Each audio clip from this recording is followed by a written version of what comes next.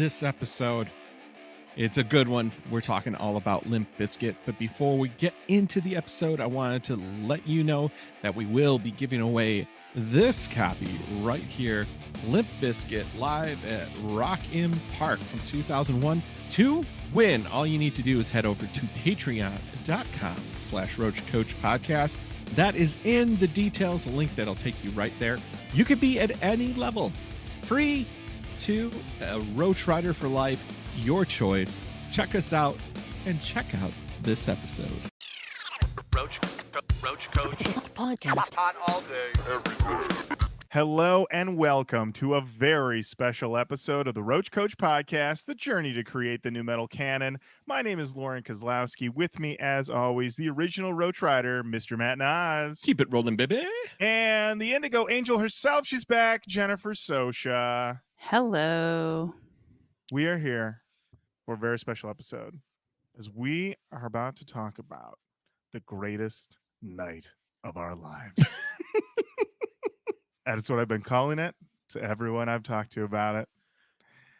We were at Limp Bizkit's Loserville 2024, and let's not bury the lead, you guys. We met Fred Durst. We certainly did. Yes, we did. And we're here. We're going to commiserate. We're going to talk about the night. We're going to walk you through it as only the Roach Koach Podcast can. In excruciating detail. That's right, Longer baby. than the show itself. Which started at 6 o'clock in the evening and ended at 11:15.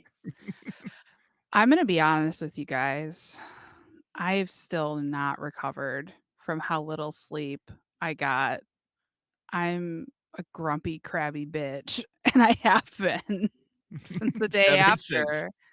Ever since, actually, I mean, I think it's well documented longer than that, but got a little extra Oscar on me. I gotta sleep. It could be that I had 75 free Celcius energy drinks. There was a point. Okay.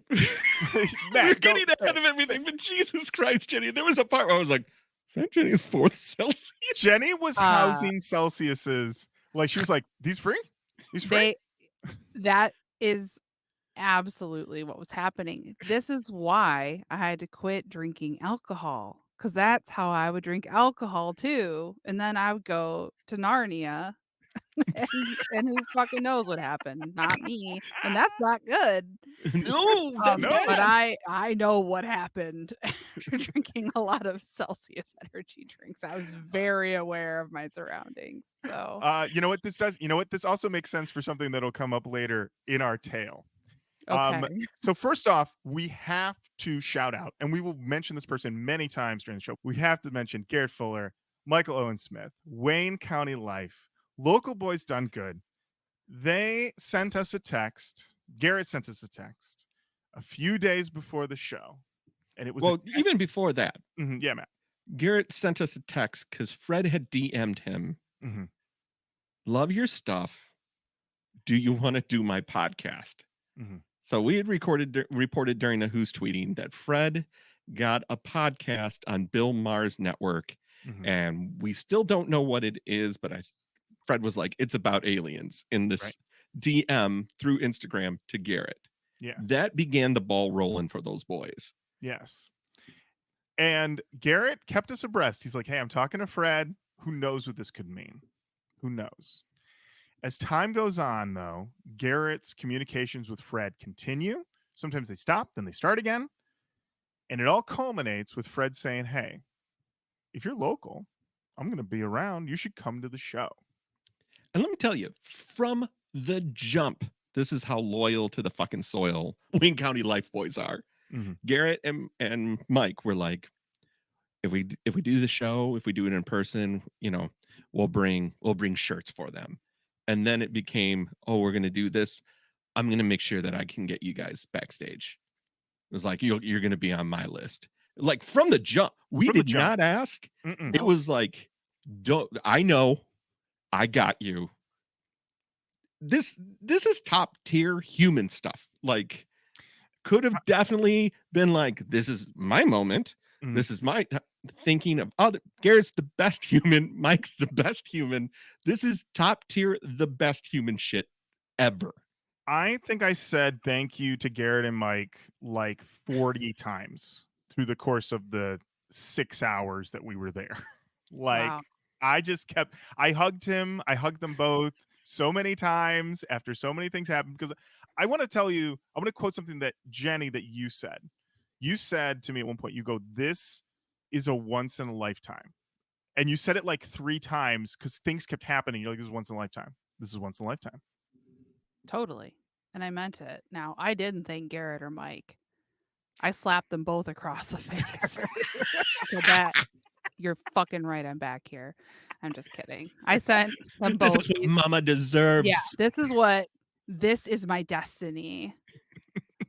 And it was, yeah, I mean, they were scared. No, I sent them both like very gushy, thankful communications. So yeah, it was like I couldn't it wasn't even like, I don't know, like Garrett put himself out there. Like they put themselves out there to get us Mhm. back there. And it was just like super, super kind. So if you have not checked out Wayne County Life, what are you doing? You gotta What get are on you it. doing? You Very gotta. funny, very Mhm. funny. Two wonderful human beings. Not just because they did something very nice for us, but They were that way even true. before they got Way us back. before that. Yes. Yeah, that's right. That's Yeah. right. So of course, to start this tale off, Garrett tells us, get to Pine Knob at 3:00. And we said, done and done.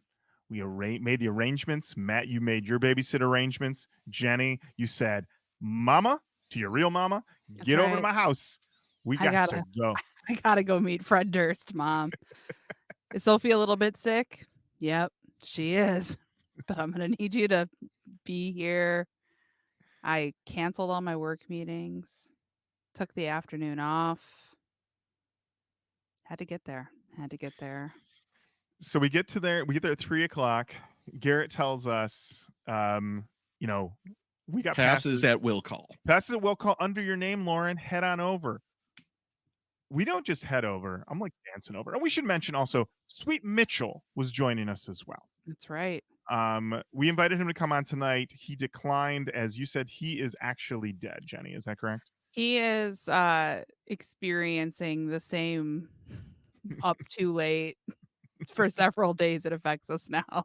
So Yeah. he's playing Fallout on the couch, and I will be speaking on his behalf. So I can And say they're falling out on the anything I couch. want. And Perfect. falling out on the couch as soon as this is over. Yeah, but not while he's playing Fallout, because that game stresses me the fuck out. Hate it. No offense to No the offense. fine Never people played it. over at Fallout.com. Bethesda. Fallout.com. Whatever. Yeah. Yes, the fine people.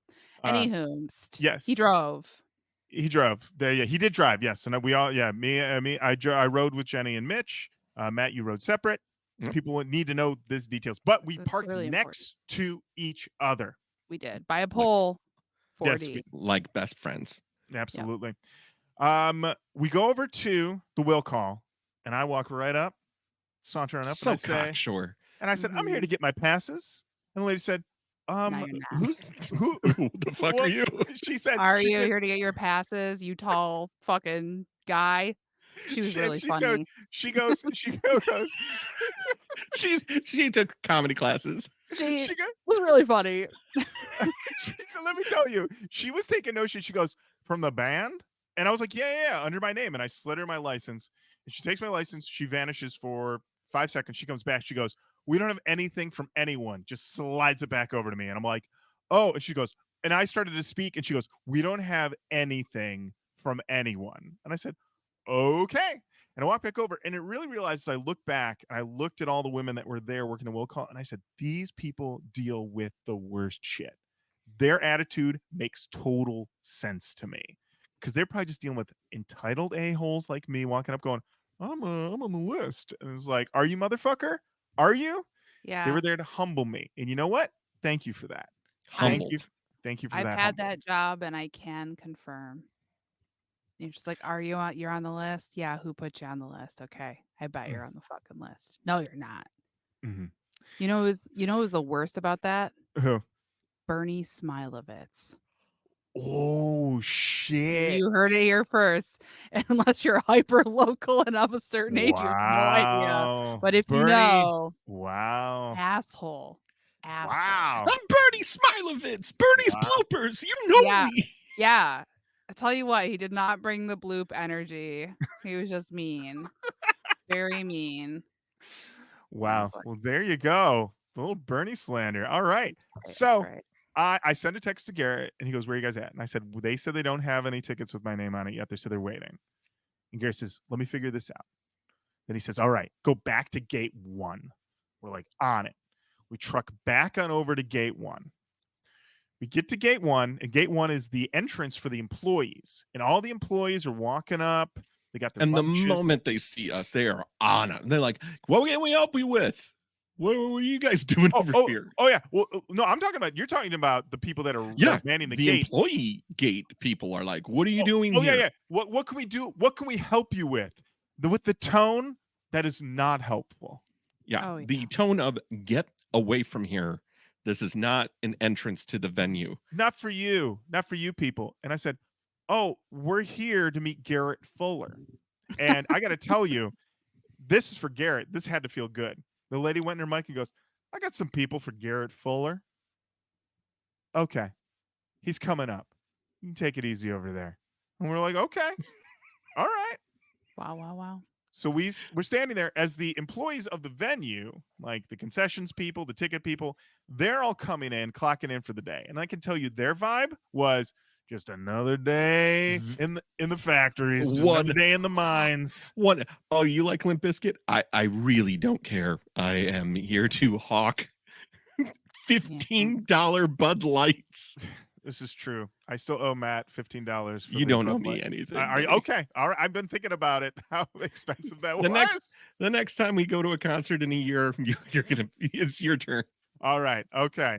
Well, I'll get you drinks when we go for Jenny's birthday to Corn. There you go. Oh, there that's you go. right. That's right. Yeah. Yes.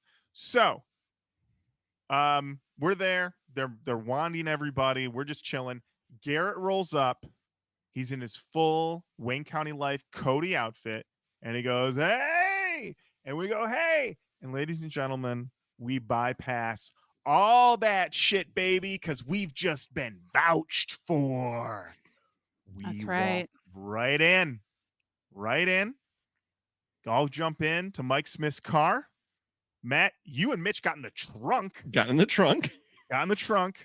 Riding real dirty. Ran real dirty. We drive up to the back of Pine Knob. Trucks, Mack trucks, tour buses. We're back there. They said, "Okay, you guys head out. You're going to head in." And Garrett says, "You're going to meet my friend here, John Carnage." John Carnage. Let me tell you a little bit about John Carnage. An incredibly nice person. An Very incredibly nice. helpful person. And this set a tone for the evening. And I think we can all agree. We met nothing but nice people all night. The tone, I didn't know what to expect, but truly the tone and the tenor of everybody there was, we're cool if you're cool. Yep. And I felt this in my bones all evening long. That was like, we are guests here. This is not our home. We might be having the best night of our life. Everybody back here is working. This is Tuesday night for them. They're going to another place tomorrow night to do all of this again. They're working.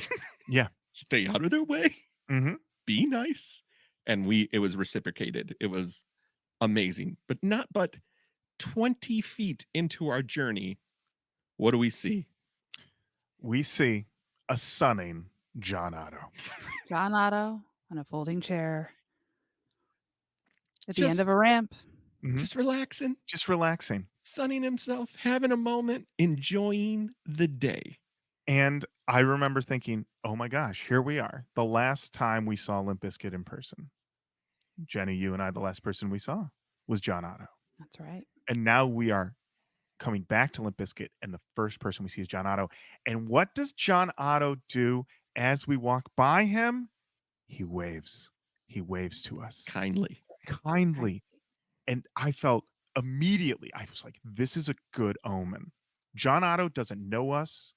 He sees we're with John Carnage. He gives us the wave. This feels good. I feel welcome. I don't feel like an interloper. I don't feel like I'm going to harsh anybody's buzz. This is good vibes. Now, Good vibes. if you're out there and you're like, John Carnage, where do I know this name from? Mhm. Throughout the evening, we got little peeks into the backstory of John Carnage. Mhm. And I had no idea how much I did know this guy, because he was one of the main guys for a game called Good Neighbor, which has like this, it's a kind of a platformy first person game-ish. It's very interesting, but it involves a neighbor who has a mustache and is evil, just pure evil. He was like one of the leads on that game. And then I'm like, oh, well, what else did he do? He's like, yeah, I was head of media relations and uh, community relations for Twitch. Like, what? Yeah, I had like one of the first Twitch channels. Yeah, that's him. It's like, wait, just I live in Japan, just like all night, but like not in a way that's just like, you pieces of shit, I live in Japan. Like, oh yeah, I live an interesting life. I mean, it just is. He was so nice and gracious. And then at one point, him and Mitch start bonding over their VHS love. tapes. That's right. He's like, I'll fly into your show. Yeah. He's like, whatever. Just tell me when. And That sounds truly, great. I believe him. I believe him there is not a 100%. part of me that thinks he's not. He's like, no, that is my real email address and that's my real phone number. Get in contact with me before your next show. Yeah. Throughout the night, we would meet people, and then we would see them again later as we went around, and they were still like, hey, what's up? Hey, how's it going? It was incredible. It was incredible. This is why this feels like, once again, Jenny, what you said, once in a lifetime. This will never happen again. Like nothing's going to meet this. So we head on back. We're with Garrett. We're with John Carnage. And we're basically on a long patio. Just imagine. Yeah. A long patio. A long patio. And we're walking along this long patio with Garrett and Mike Smith. And coming towards us, the opposite direction, The polar bear. the polar bear himself, Fred Durst. Jenny, how did you feel when you saw Fred Durst for the first time? I felt like, oh my God, that's Fred. That's fucking Fred Durst. Look at that. That's what I thought. Look at that. It's Fred Durst. I was excited, but I also was like very much tempering my expectations. Like I was like, I don't want to be disappointed. Everything Garrett had shared about his interactions with Fred Durst was that Fred was very normal. Mhm. Sometimes even when people treat men normal, they're like dismissive of women. So I was like, gotta keep those expectations in the gutter, baby. I didn't go all the way to the gutter, but I was just like, look at that. It's Fred Durst. So that's how I felt. How did you both feel? Matt? I think for my experience was I was watching Lorin, and Lorin, you were so excited, it was radiating off of you. Like you were truly buzzing. But the first words that I heard Fred say reminded me again, we are guests here. Mhm. Be fucking cool. Yep. Be nice, concise, and out of the fucking way. Yep. Because the first thing he goes to Garrett, he goes, oh man, you rolled deep. And I was like, I don't know what to make of that. But that just means don't do anything stupid. When he said that, he said, oh, Garrett, you brought a lot of people. That's exactly like, I felt like this is too many people, Garrett, so they better not screw up. Yeah, you brought a lot. I already got you and Mike, and now you brought 4 additional. I'm doing the math. That's 6. That's a lot. Yeah. So Luckily, we could all go, we have tickets. We all bought tickets. yeah, what? And I will say, at this moment, Garrett introduced all of us by name. Fred Durst shook all of our hands very Yes. nicely and made eye contact very nicely.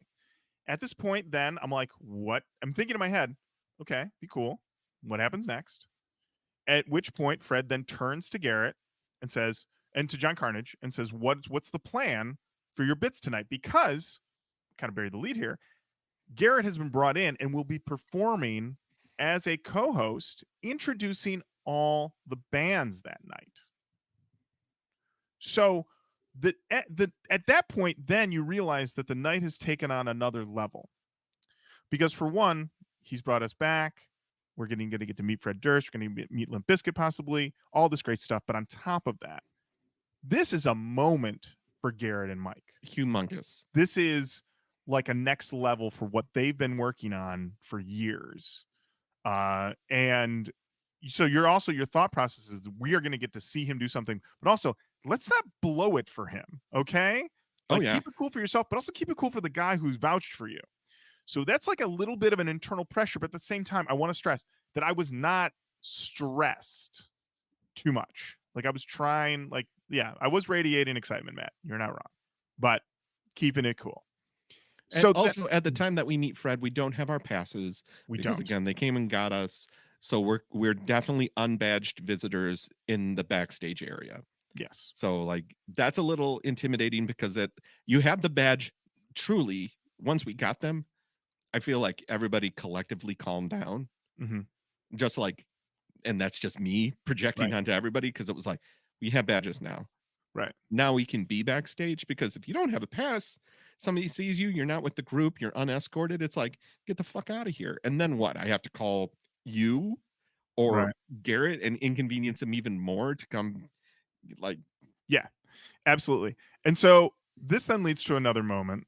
One of my favorite little mini moments that happened. Garrett and Mike said, we're going to go over to the cafeteria, and we'll go to the cafeteria and we'll figure out the credential situation. We walk over to this door, and everything is labeled with these pink signs that all say Limp Bizkit and then various directions. The door opens, and I don't remember the exact order, but I know, Jenny, you were in front of me. I was behind you. The door opens. We walk in, and directly in front of you, Jenny, who is walking already in stride away. That is Wes going away. And Jenny, I see him, and Jenny's head, your head did like almost like an exorcist turn and looked at me. Your eyes were like saucers, just like, ah! And I was like, ah! Like just, but I didn't make a noise, and you didn't make a noise, but we both thought that noise. Ah! Yeah, I was like, it's Wes. That's what happened in my brain, and my head snapped back to make sure everybody else saw that. So very exciting. Now we've had a West sighting. We met Fred. And we should stress also, before we did that walk down, Fred is talking with Garrett and John Carnage about their plans, and he's like actively engaging with them. He's like, what is your idea? Oh yeah, sounds good. I like that. Like Fred involved in everything. Yeah. So we go back to the cafeteria. For those who haven't been, the cafeteria, pretty nice. As you may have heard, free Celciuses. Jenny, until we get, and here's the thing, Matt said, once we got our badges, we kind of simmered down. Before that, Jenny was double fisting the Celciuses. Once she got her badge, she was just a single Celcius. And I will say the vibe, and this is more of the aesthetic vibe of backstage at the amphitheater, now known as Pine Knob again, is very high school. So it's cold cinder block painted, gray. But then you go in and it's like, oh, here's a room. It's a nice room. But it feels like high school, because here's a door into this office. Here's a door into this professor's office. Here's a door into the cafeteria section. So it has much more of like that type of vibe. Where it kind of like mixed use hallway, on a college campus.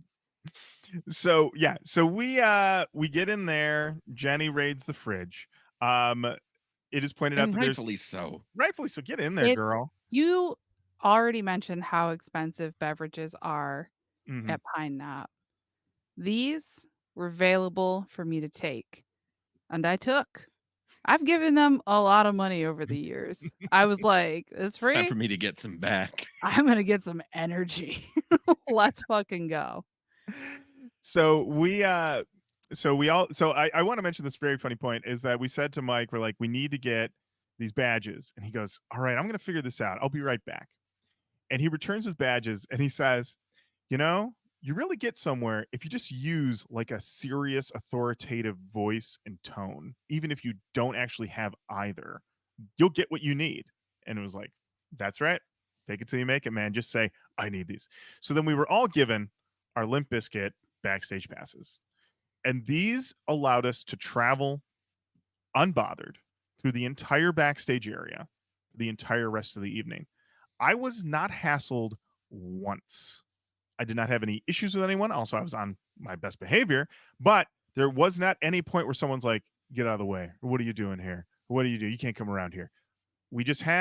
I was just, as long as you're being a chill, cool person, you can go wherever you want. Get if you see me moving something, get out of my way. Mm-hmm. Other than that, anywhere you are is fine. Yes, absolutely. And anyone, if you could stop and talk to people, and I talked to roadies, I talked to different people, both short conversations and longer. Everyone was very nice. Very no nice. No one was like, "What are you doing here? What's your deal?" Like, no, everyone super cool. So at this point now, we're sort of traveling around, and Corey Feldman, the opener, is doing his sound check, and I walked out, and he was sound checking, and he looked around, and he turned, and he made direct eye contact with me, and I said, "Oh, uh-oh," and then he held it for about 10 seconds, and I said, "This doesn't feel good," and then he broke eye contact, and I got the fuck out of there.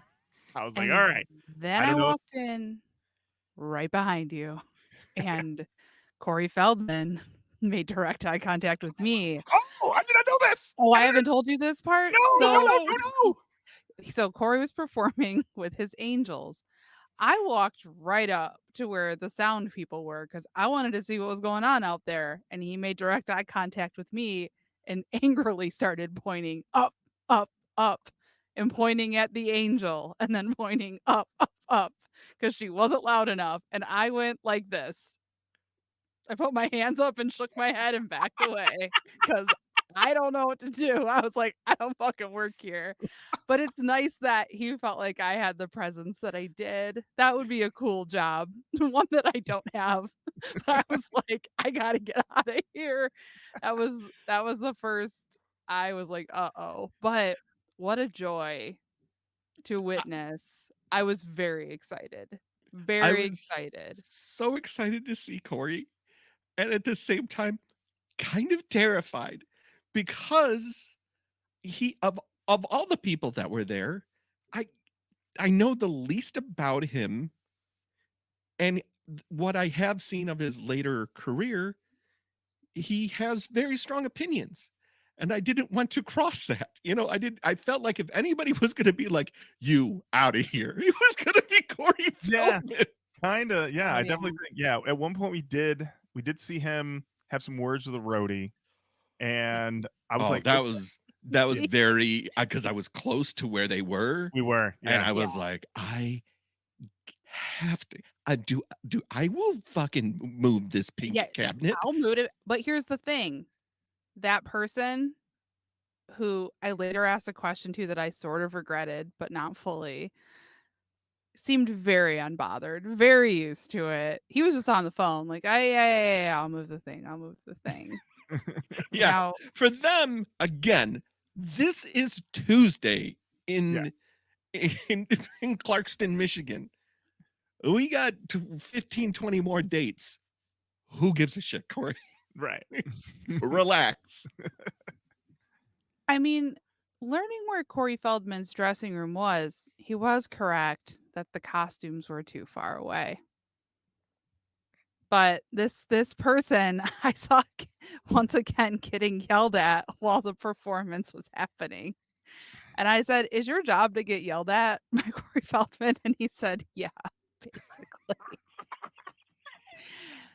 I felt comfortable. I I know you guys are like, I was like, stay out of the way. I think I felt pretty comfortable. I was worried that we were going to get booted until it became very apparent that we weren't. Like, we sat in that cafeteria silently for a long time. Like, if we move, it was like they were all like T-Rexes. So we were like, if we stay very still, they won't see us and be like, get out of here, you fucking dorks. Well, like, What do you do? A podcast? You fucking nerds, get out of here. But well, I once would it be became- filming so many things, and if like Corey Feldman walked by, I put my camera down because I was like, just one of those things was like, why are you filming me? Like, I just didn't want that Right. to happen. Well, Yeah. he definitely had the most like famous, like, I mean, this dude's been famous his whole life, and I he have- reached levels of fame that are like rare and unknowable. True. And he has all of that like haunted famous energy. Big time, big Yeah. time. And I have watched his movies Right. since I've been 6. Yeah. I've seen the Goonies a million times. I've seen the Lost Boys thousands of times. All of this is hyperbole, but I've seen his movies so many times, except the Burbs. I've never seen the Burbs. I've never- seen Lorin. his celebrity wife swap so many times. I was gonna say, Jenny, that's your Corey That- Feldman one. You've that seen the web is- flop a million times. It was really hard for me not to mention it to him, but I did mention it to John Carnage, who didn't care. And I was like, you know what? That's fair. But it crushes a bit. That is true. Did crush a bit. Yeah. So Yeah, and yeah, we did spend a little bit of time just sitting frozen and afraid in the in the cafeteria, which did lead to one moment where I was standing there, not sure what to do. Westmoreland walked by the cafeteria, looked in, made eye contact with me, looked at my shirt, and then kept going, which then led to an ongoing bit that we had where Westmoreland was in his dressing room hiding from us, saying, "Fucking Roach Koach is here. God they damn it. found me. They fucking found me. How'd God they damn it. fucking get back here? Who No. let them back here? Who let them back here?" So at a certain point, the show is about to start, and Garrett has been planning this opening bit with John Carnage, but there is a little bit of nervousness, which we had all talked about. Garrett, myself, we'd all talked about it, and Mike Smith had talked about it too. Was like, we know that Wayne County Lyfe is the biggest it's ever been right now locally in Metro Detroit. Garrett was recently on the front page of the Detroit Free Press. He's been profiled on the local news. His profile has never been bigger. And we also want to say that when we were waiting to get in, I mean, there were so many people that we saw in the parking lot that looked like characters that Garrett plays. Yep. And that's just like a fact. But there's still that worry. He's going to go out. Will they know him? Will they like acknowledge him?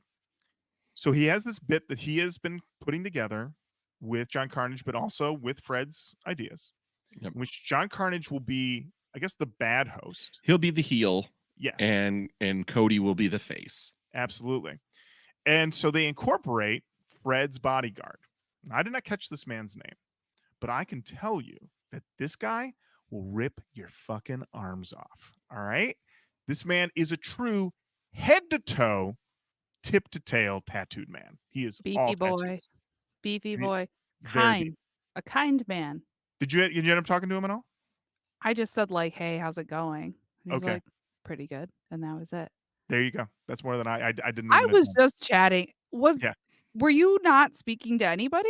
It No, no, sounds you were. I talked to a lot of people. I just did not talk to him. I Oh, didn't talk okay. to him. Yeah. I was like, was I doing something bad? And No, I no, didn't no. No. because I was on so much Celcius. Dude, you Was were my like metabolism too fast? I will say your eyes were giant on all that Celcius. So Yeah. they go out and they have this bit. John Carnage goes out, starts doing the intro to Loserville, and he's cranked to 11. He's like definitely, Yeah, he's like, "What's up, losers? Mhm. Michigan's filled with losers tonight." And you can feel the audience is like, oh, interesting Hey, start. hey, man, that's not cool. Which then leads to Fred Durst's bodyguard going out and putting him into, I believe, what, a sleeper hold, full Nelson, something like that. Yep. I don't know the exact wrestling Let's move. call it a headlock. Headlock, for lack of a better word. Then allowing Garrett as Cody to go out. And this moment, of a lot of moments I will never forget. I will never forget this moment. Top tier. Garrett goes out and he goes, and I'm paraphrasing, I don't remember exactly, but I believe he goes out and he goes, "What up, partner? It's your boy Cody." Pop. Huge pop. Audience loses it. They're like, it's that guy. Right. We know him. 1,000,000%. It's We that know guy That energy. guy, and we know him, and we're so happy to see him. And I could see through the curtain, like you could hear the buzz as he continued talking. The crowd kept louder.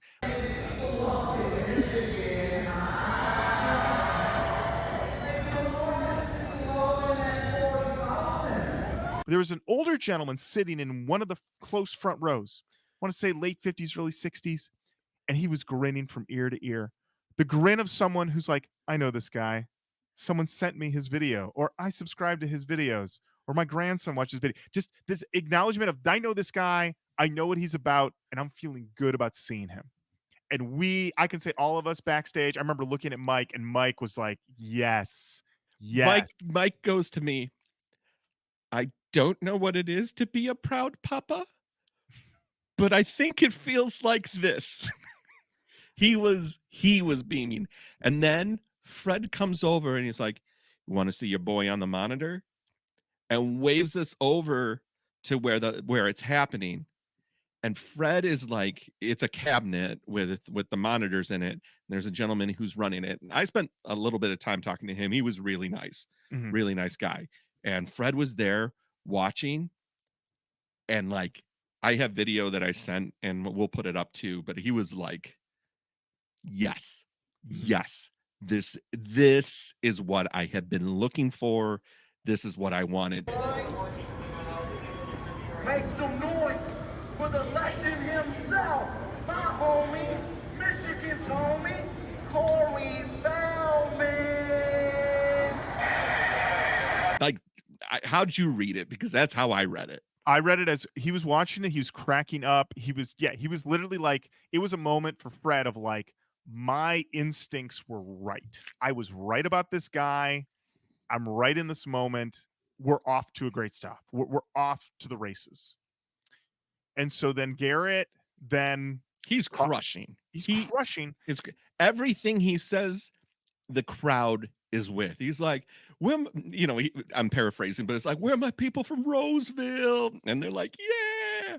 Who's here to see Limp Bizkit? Yeah. Like everything. Yeah. Just poof. And then he poof. perfectly plays to the camera, and he goes, "Give it up for Corey Feldman." Plays to the camera. Corey Feldman comes out. He goes back. Fred's like, "Dude, you fucking crushed it. You fucking crushed it." And I got to tell you, if I did something and then Fred Durst came up to me afterwards and went, "Lorin, you fucking crushed it," that's it for me. Where's that fork? Put it in. I'm done, baby. Unbelievable. And just to see him get that, it's just amazing. Just amazing. And then on top of that, then the cameraman ran back and he was like, "Yo, dude, that was killer." So then like everybody's feeling the excitement. The vibe is incredible because we're off to a roaring start. Off to an incredible start. It was really one of my favorite moments. Definitely my favorite moment of the night, but one of my favorite moments of ever getting to like see something cool happen for my friend. The minute that they realized what they have with Garrett, because I don't think they understood. Like, I think they were like, this guy's funny. We'll see if he can, like, whatever. They were giving him so many notes and so many instructions. And, like, if you forget what to say, and I was like, they do not know what they have. They have right no now, idea. But they're about to know. And just watching them realize how fucking good he is. Oh, yeah. I was so proud. I was so happy for him. And it was like, I feel like I'm gonna cry. I felt like I was gonna cry then. It just made me so fucking happy because Dude, yeah. he is so funny. He's such a good dude. he works so fucking hard. He's taken so many chances and like, you know, he's like built this thing with Mike, who like also had to kind of like bring it out of him. And of course, Garrett and I have like a long running bit that like, I mean, we're both from very trashy places, but I just couldn't have been happier. And to get to watch somebody that like I have this like huge feeling of admiration for in the same kind of way where I'm like, there's so much dumb shit that you do, but I think you're so talented. It's like, I don't know. It was just like very, Yeah. very, very cool. It was a wonderful thing to witness. Yeah. I got to at when Limp Bizkit was playing. I know we'll get there, but we were in the back because I didn't have great ear protection. So in the back of the house, because everything's going forward, it was very manageable and you could hear people next to you. And we got a minute and I got to talk because I was like, I remember the first time I saw him play with Christian McDaniel and we just joked. And it's just like, oh man, because it's just like, it is 20 years. This is fucking 20 years of performing in front of nobody. We're in Ypsilanti at the Dreamland Theater, which is a puppet theater in Ypsilanti that they let us do improv in, you know, and it's just like, yeah, it's been obvious since day one that he's great.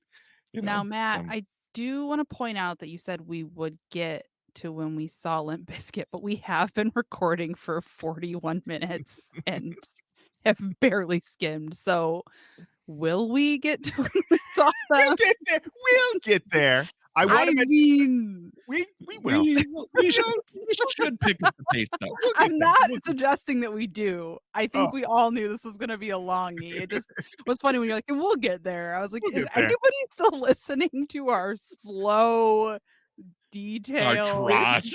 This is the Roach Koach promise, baby. This is our mo. I want to mention one other thing because I did turn to Mike when this was happening. I said, this is Garrett's A Star Is Born, except instead of singing Shallow, he's opening for Limp Bizkit. You know, but I mean, it's a beautiful thing. It's a beautiful thing. So Garrett comes back. He now starts planning his second bit he's going to be doing with John Carnage that will then incorporate Riff Raff. During this time, we have not talked about him, but Sweet Mitchell has been around us this whole time. And Mitch had made a big point, and I'm kind of sad he's not here, but that's fine, that we all had tickets to the show. We all had lawn tickets. And Mitch was like, I need to bring my brought blanket. a blanket. He brought a with us. blanket. And I was like, do we need it? And Mitch was like, well, you know, we might need it. And we had also said that this initial plan before we knew we were going to get backstage was this was going to be the Roach Koach meetup. We're going to be out on the lawn. Come find us on the lawn. And Mitch is like, we're losing a lot of green out there. Yeah, he had his eyes to the hills. We might need to go pop a squat on that lawn and we're going to get a good spot. And I'm like, Mitch, it's okay. I think we're okay back here. But also, I've got my eye on the prize, which is we got to get a picture with Fred Durst. That's true. Now, I want to be fair to Sweet Mitchell here. Yes. Mm-hmm. Aside from his full dad mode being activated, bringing the blanket, he'd been like, we got to get there early enough to get a good spot on the lawn. That's been a conversation in our house since we bought the tickets. We did not know if going backstage and meeting Fred was going to be like you get back here, you say hi, but then you got to get the fuck out. Mm-hmm. Right. So it was not, when it became clear that we were going to be stationed, I think we set the blanket down. Yep. But we did carry it around for a really long time. Yes. If you were working at Pine Knob backstage on Tuesday, you may have noticed a young man walking around holding a blanket for a very long period of time. But it was rolled up and had a shoulder strap. It was It's a blanket made for these kinds of situations. Okay. Yeah. And you know what? Honestly, it then turned out to be great because then he was able to use it to hold your various accoutrements, Jenny, that you did not want to carry anymore. He also put my shirt in it. So it was great, ultimately. But it was funny that how many times he did bring up like, I remember him saying, we're losing a lot of green out there. Yeah, he did say that. So at that point I said, well, okay, we got to get this picture with Fred. This has got to happen. And you are, again, beaming. You are I'm but excited. very just like chaotically, like, when are we gonna get this picture? We got to with get this picture with Fred. Yeah. And then You're a little wound up about this picture with Fred because I understand it's the internet. Pics or it didn't happen. right. Like, I was like, yeah, but also I was noticing how many people were around, and also noticing that up to that point, we were the only people not working. We were the only people that were basically useless hangers on, for lack of a better word. There weren't Yeah. any other people moseying around with drinks or what have you. yeah, So well, this is when Mitch kind of introduced the stage potato yes, aspect, where it's just like the people that are planted in the back of videos on the sides of the stage that like nobody knows who they are. That was us, baby. that was us, Yes. baby. Yes. And so we were, yeah. So I was like, this is right now. No one else is going to take Fred's time. So I remember turning around and I was like, I got Mitch, I got Matt, I got Garrett. Where's Jenny? Where's Jenny? And Mitch goes, I think she went to the bathroom. And I was like, God damn it. But now I know it's because you were housing Celcius's. Of I course was you went to the going to get bathroom. another Celcius. When I came back, you had this frantic look on your face. Was Now waving I at you will. like a I have. maniac. You kept being like, "We got to get this picture. We got to get this picture." And I was like, "You got to Jenny's let the cool picture as a come to you, cucumber. dude." Well, yeah, I wasn't cool as a cucumber, but I shove everything down, so it seems that I am. Now I'm fucking blazing toward the sun. Whatever is in Celsius is just coursing through my veins. So much B12. I've had You have a a watermelon kind, I've had an orange kind, I've had some sort of tropical vibe. We'd been there for a scant 40 minutes. Okay? I don't know what temperature my body was. It was a lot. you have the niacin rush Oh, pouring through everything. absolutely everything. I'm just like, But yes, I did disappear. And when I came back, Lorin had this look on his face like it's fucking time. And I was like, oh boy, here we go. So I say to Garrett, we want to get the picture now if you can get Fred. And he goes, yeah, absolutely. Let's do it. We go over, and Fred has decided, because Corey Feldman's on stage, that he's going to video Corey Feldman on the monitor. Yes. And so I'm like, okay, so we'll just wait for him to finish videoing. How long is he going to video for? Ladies and gentlemen, he videoed for 2.5 minutes It was a while we long all stood there hovering, no one wanting to interrupt, no one wanting to ruin his video of a screen. We just didn't know what to do. And then the monitor guy, Matt, that you had befriended, he came back and sort of bumped Fred just a little bit. And Fred's like, oh, okay, yeah. And then stopped videoing. And which Garrett then said, hey, my friends would love to get a photo. And Fred said, absolutely, absolutely. So we all took the photo together, which you now have seen on the Roach Koach Instagram, an instantly iconic photo. And at that point, I'm going to be completely honest, I thought, that's it. We did it. We got the photo. This is great. Great moment in Roach Koach history. It's been leading up to this. We've met him. We shook his hand. What more could we ask for? Mm. But Jenny, what did Fred Durst do? Did he run away? No, he didn't. He lingered. He didn't hung. linger. He Well, spoke he- to us. He did, We could tell we wanted to talk to him, and he was but like, but I could say that he could have just been like, I gotta go. leave us alone. He wouldn't get off our job. He saw us and he was like, were who like- are you guys? Fred, I'm trying to drink a Celsius here. Can you get It's away your cousin, Marvin Berry. Yeah, I don't think my body's supposed to have this in it. Nobody needs this much niacin. Am I gonna be okay? Too Leave much me alone. B12 and my Yeah. heart races. Exactly right. What does a tropical vibe taste like? What's happening to me? Yeah, he wouldn't leave us alone. He would- Couldn't get enough. Couldn't Yeah. get enough. Fred Durst couldn't shut up about it. No, he was just actually kind and was just Mhm. like talking to us like Mhm. human beings, which we are. But sometimes people don't act like that when they're like famous. When they're So famous. it Yeah. was very cool. It was very cool. Yeah. And so I introduced myself to him again and said, thank you so much. And I said, Jenny and our friendship started from a mutual love of nu metal and Limp Bizkit. And Fred said, no way. No way. What? Yeah. And we're like, yeah, absolutely.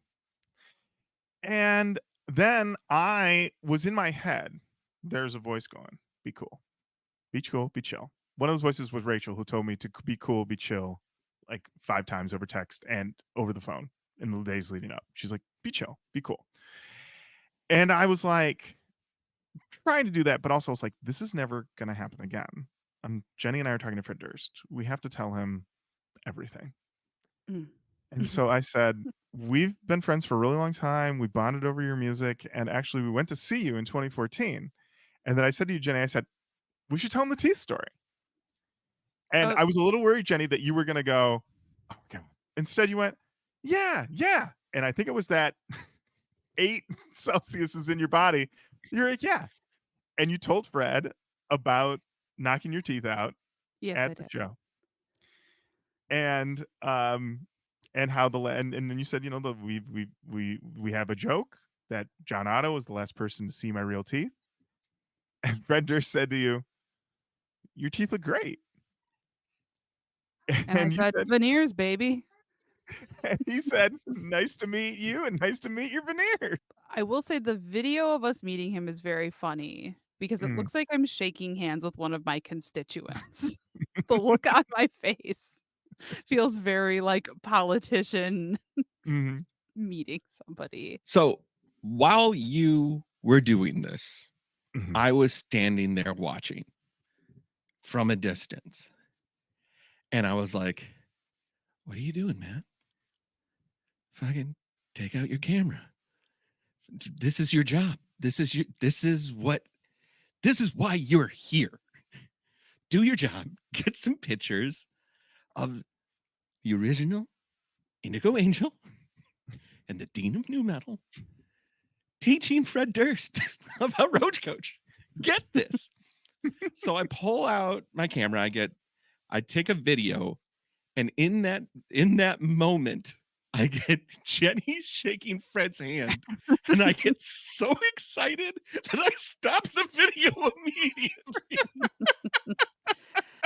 Listen, it was a perfect moment. 4 seconds long, and it's the best new metal video I've ever taken in my life. I've watched that video 20 times. I've watched it many times. I love it so much. But then I was like, I need to take. So I got a picture of you guys talking to him. It's obviously him. You can tell it's not just the back of someone random's head. And then I got myself in there. So that's why I look strange and awkward in that moment.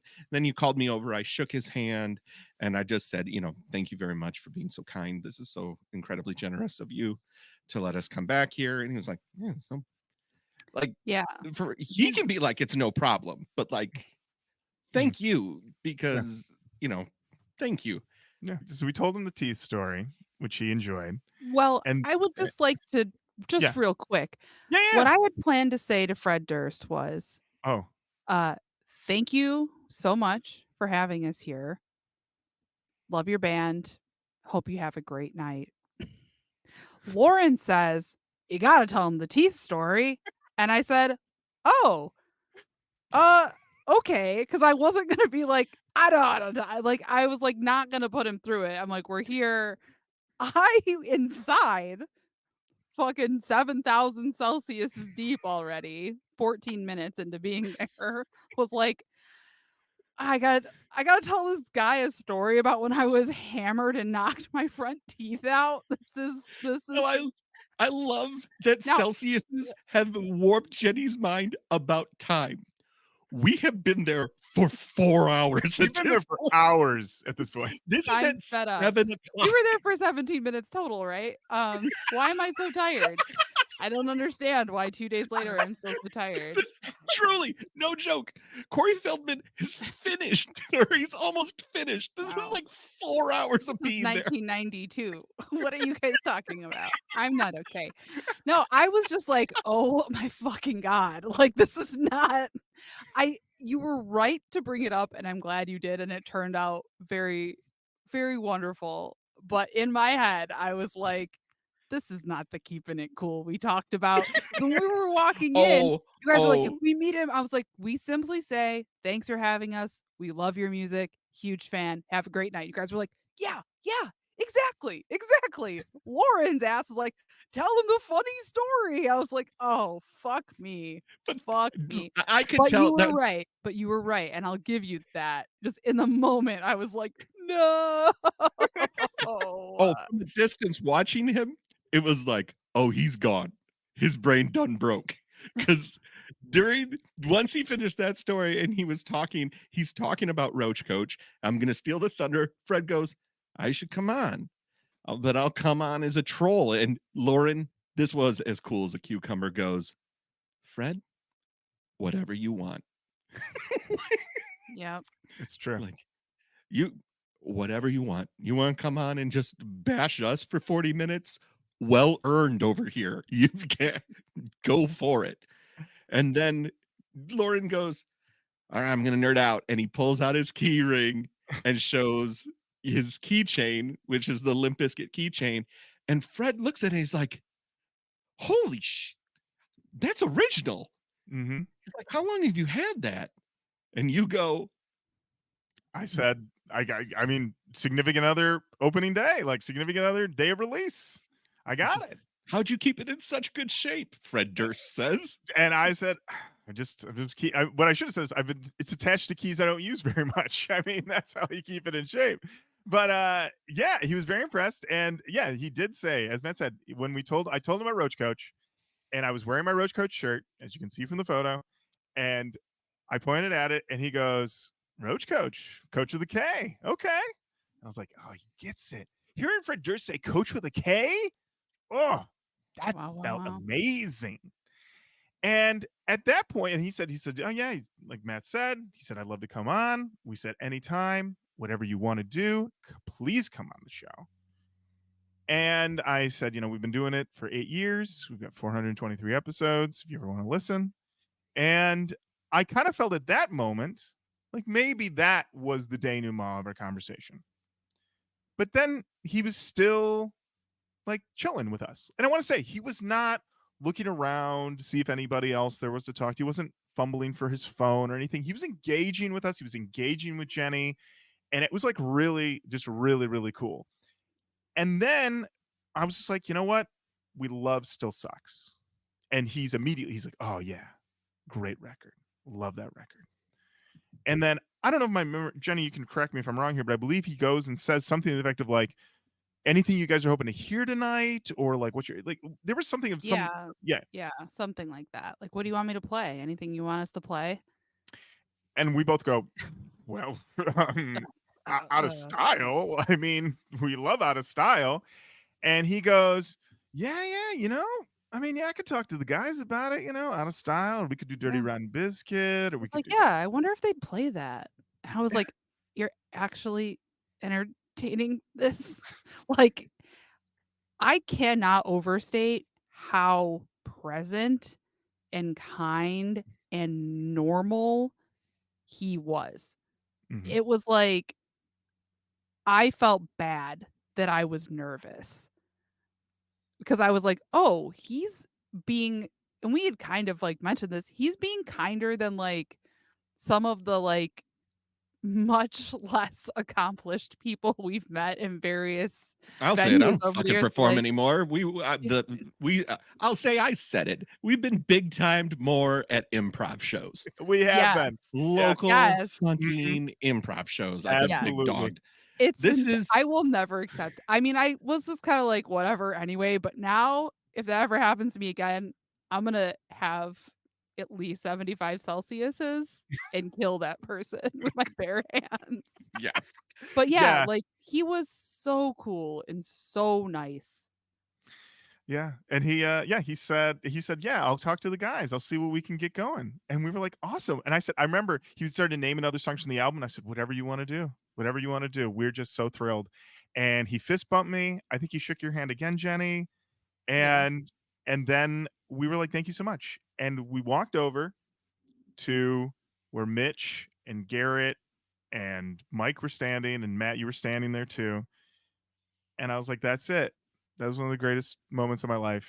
And I think I hugged Garrett again and said, thank you so much. And I felt like how How are we going to top that? And I want to stress, we talked to him for what, 5 minutes? Yeah, about that. 5 minutes. 5 uninterrupted minutes. Incredible. Just incredible. But then also that led us also to the continued joke of Fred Durst going into West Portland's dressing room and going, I was just talking to Roach Koach out there. They had some set list ideas. No.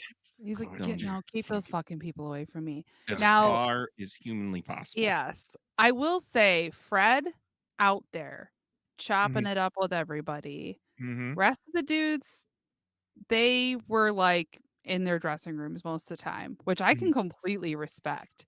Big time. Um, Which takes me back to we are guests in their home. yes. You know, like, again, this is where they work. You don't walk into your boss's office when you don't talk to your boss that much. Absolutely. No, but I thought it was a really interesting, like, kind of dynamic. Like, you can just sort of see that Fred is the one that's kind of like running the show, getting out there, like really wants to be involved in like all this different stuff. And they're a little bit more like subdued. And I think that is like the dynamic that makes the band like work. Because if they were all like out there in the same way, I feel like there would be a lot more like ego clashing over the years and things like that. So I thought that was like a cool thing to observe. Like when I say they were like in their dressing rooms or like kind of keeping to themselves, I don't mean it in a dickish way. I mean it in a way where it's like you're doing your job, you're doing your thing. We didn't bother them. They only entertained us. And it was great. Mm-hmm. Yeah, absolutely. A fair trade. A fair trade all around. Fair trade. And at this point now, Garrett is planning for his second bit that he's going to do. We've been with for 1 hour. I know, with John Carnage. And they're not going to do like a wrestling bit where he's going to like beat up John Carnage, pretend to electrocute him. And then they're going to go onto Riff Raff's tour bus. Yep. And then Riff Raff is going to rap on the tour bus. And I remember I said to Garrett, I'm like, he's not going to rap on stage? And Garrett's like, yeah, I don't know what's going on. Like, I don't know. I'm just following the instructions. I was like, hey, fair enough. So Garrett is now planning this bit. Everything's going on. So they've got the mobile camera, and it looks on the screen like backstage at WWE Raw. Like, huge. Like, Carnage and Garrett bonded over knowing WWE, knowing kind of like the pacing and how it worked. So it was like, once they kind of, that's our angle and that's what we're going for. Carnage continually being like, oh, I'm the host. And Cody continually being like, not today, buddy. I'm Fred Durst's cousin. And like them just going for it. Also, perfect impersonations. You nailed it. totally ruled it.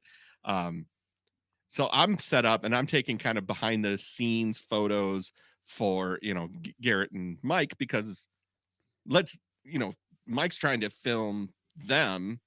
And I'm like, well, let me film them getting themselves, because it's like, that's like, I felt I had a purpose and a use in that moment, because I felt incredibly out of place backstage at Limp Bizkit, to tell the truth. I was like, okay, cool. This is a task. This is something, it will bring value to my friends, and it will calm me down. So like, I when they did this bit, which Garrett fucking crushes during, I keep moving back because they're watching on the monitors where we saw earlier. And now Sam Rivers is out there. Yes. He's watching. Fred's watching. They're cracking up. At one point, like, I think Garrett grabs a water bottle. Is like, I'm going to electrocute you. Because he has the microphone and the water bottle. And he's like, ha! And they are hollering. They are laughing. I can tell you this key moment, which I was trying to equate what it was to like a movie that I've seen. So you've got the monitor. You've got the monitor guy. You got Fred. You got Sam Rivers. You got a bunch of other crew guys. And then tucked in there, me. The guy who doesn't belong. But it's fine. I'm just there. And they're all watching Garrett go and do his bit through Riff Raff's tour bus. And he goes up, and I believe it was a floor mat. And Garrett goes and looks at the floor mat, and he's got his mic, and he looks up at the camera, and he goes, 420, 69. And everybody loses it.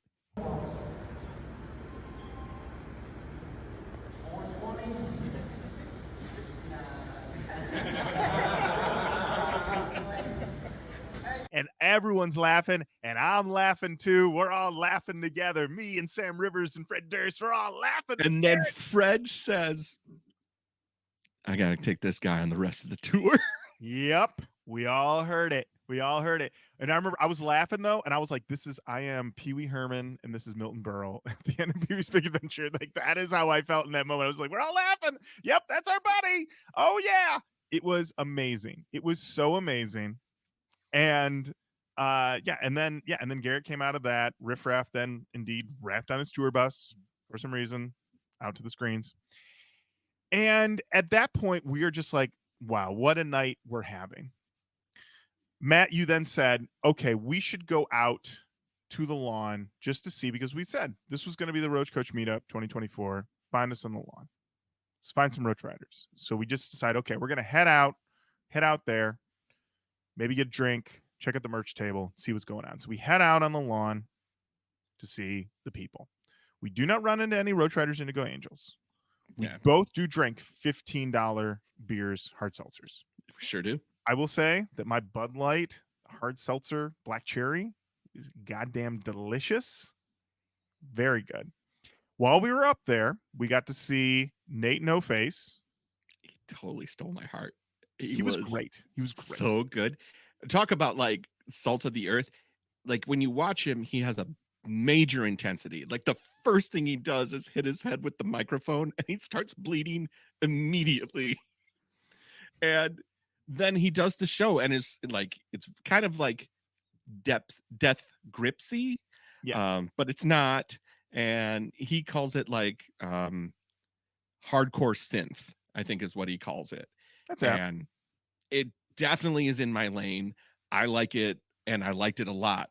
But then like during the show, Fred and Corey come out and they start dancing and like the crowd's getting into it. And you just are watching this performer and he's like, he finishes his song and he's like, man, I've been doing this for so long and those guys gave me a chance and I'm just so fucking grateful. And he's like, really, like he is emotional in the moment and you feel it through the microphone. And then he goes, the name of this next song is I Hate You Next Boyfriend.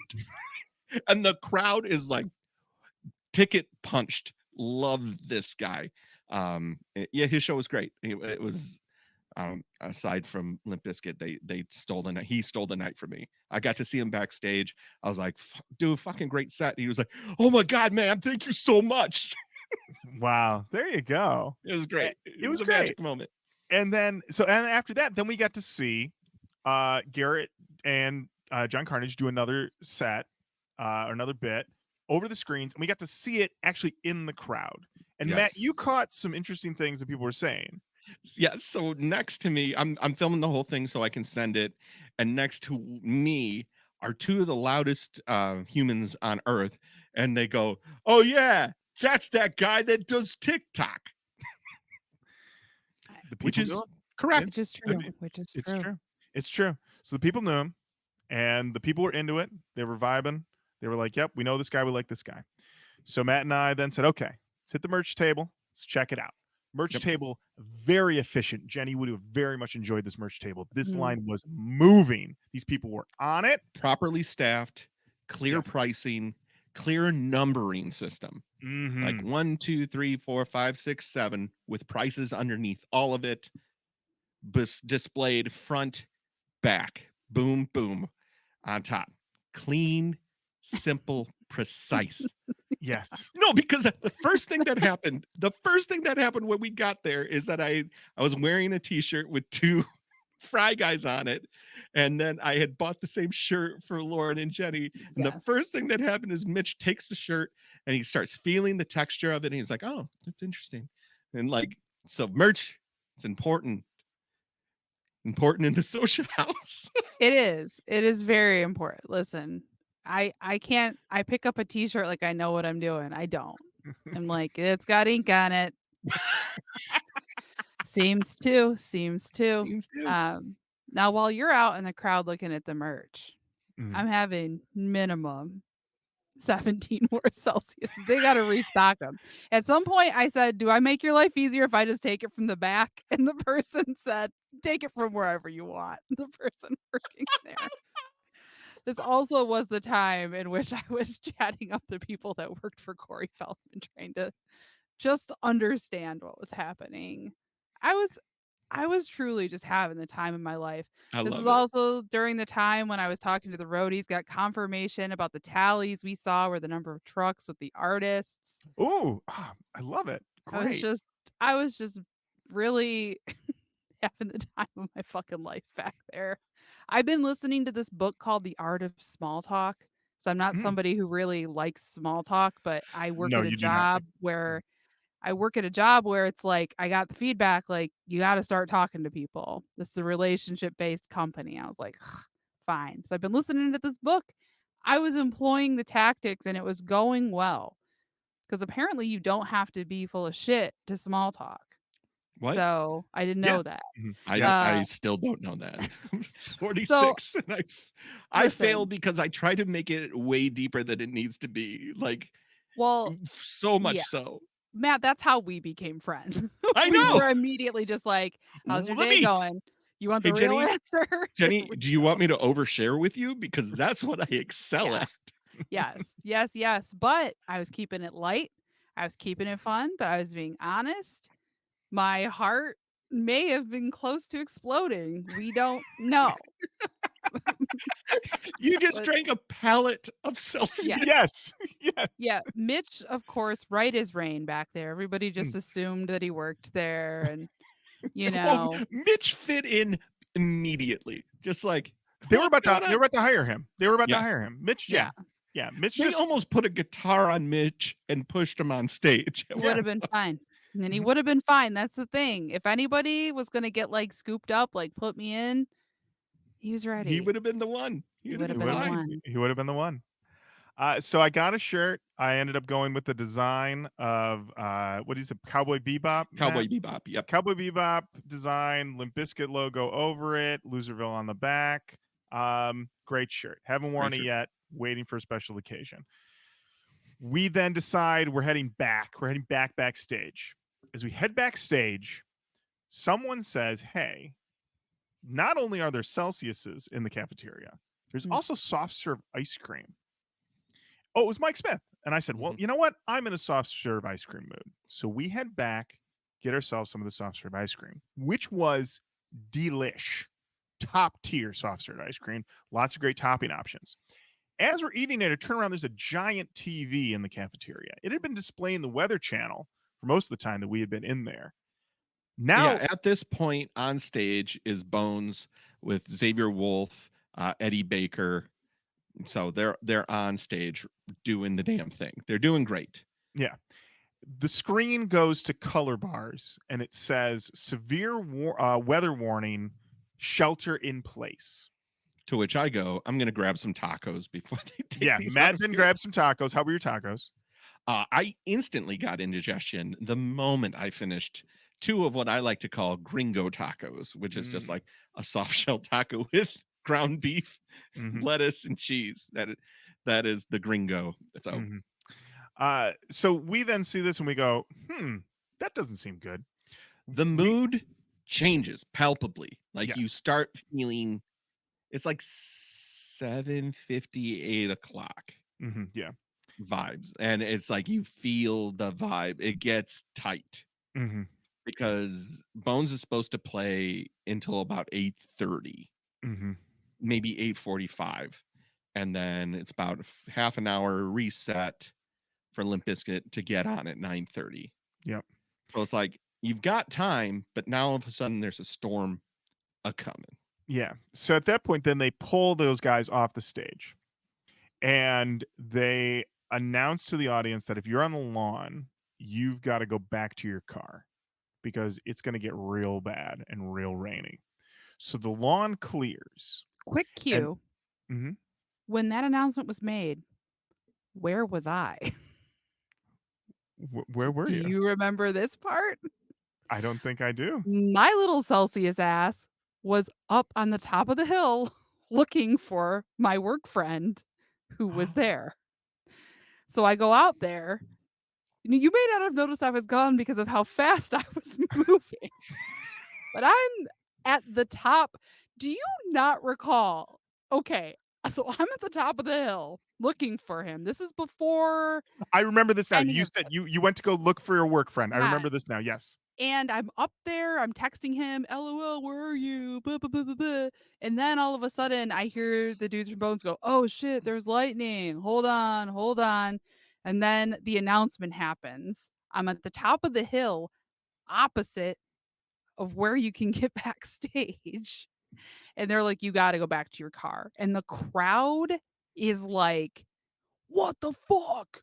No! Everybody's mad. So I race down to the side of the stage that's closest to me with my little pass. I'm like, boop, boop, it's on my leg. I'm like flashing it to all the people there. I'm like, can I get back there here? And they're like, no, you got to go all the way around. So I had to walk all the way around the amphitheater full of people who were getting pissed and yelling and getting rowdy. I was like covering up the little pass, like going as fast as I can. I'm sweating. I'm trying to like run back before this big rain happens. Celcius pouring out of you. Celcius just emanating. Oh my God. Yes. Everybody around me was like turned into like sparkly people. Like we're so energized and ran to their cars to safety. Your eyes have lens flare in them. Yes. And then I come backstage and I was completely covered in sweat. I was like, oh no, I thought I was fucking done. I thought I was a done bitch in that moment. But I wasn't. You weren't. At this point, the skies open and the rain comes down. At this point, people are nervous. I'm overhearing various roadies saying, This ain't good. this is not good. We're seeing a lot of lightning. And then there's a discussion. Well, how close is the lightning? And one guy says, well, I guess it's within 12 miles. And this other roadie goes, 12 miles? You had those rules in Florida? You'd never have a show in Florida. And I remember he put his hand up and he goes, in Florida, it's 3 miles. It's very emphatic. Mm. And so I turned to one of them, which I believe was Corey Durst, who I recognized from the Instagrams I follow of all the various Limp Bizkit members and Limp Bizkit itself. And I was like, is this guy going to happen? And he's like, doesn't look good. I was like, okay, that's not good. So there is debate. There's, people are figuring things out. They're not sure what's up. Fred, at a certain point, arrives, and he has changed clothes. He is now in what we would learn later is his stage clothes. And I'm like, well, Fred's in stage clothes. Maybe this is going to happen. Maybe this can come together. And then I hear him say to another guy, this might not happen. And I was like, oh, shit. Oh, shit. Fred Durst says, oh, this might not happen? Like, this isn't good. Yeah, because not only do they have to wait out the storm, they got to get everybody back in the building. Exactly. So then there is, discussion of what could happen. What are their options? How late can they go on? There's another gentleman walking around. I'd seen him a little bit, but then he became a much more present person. He looked like he could be your grandpa. He was dressed like Uncle Terry, honestly. That's how he was dressed. And he had a vest on that had about 10 walkie-talkies. Mm. And I see him go up to Fred, and they have a conversation that's basically like, you can go on at 10. And you can go till 11:15 because the curfew's 11 for Pine Knob, but says the rain delay, you can go on at 11:15. And I think Fred said something like, any later? He's like, can't go any later. It's 11:15. That's it. That's the tops.